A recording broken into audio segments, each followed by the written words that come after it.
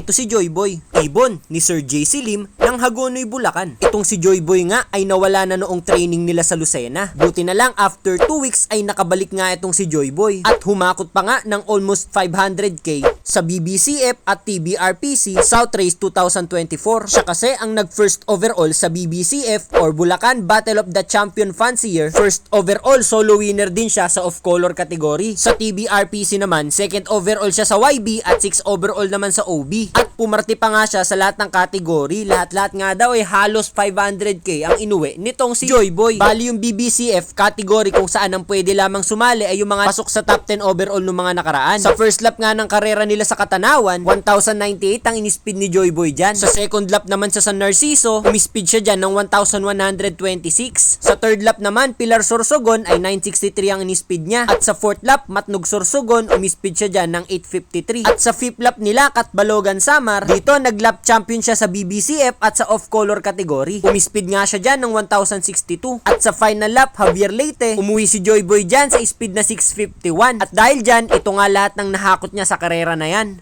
At yan nga ang istorya ng ibon na si Joy Boy. Ang ibon na 2 weeks nang nawala noon sa training, bumalik at humakot pa nga ng kulang 500k sa karera nila.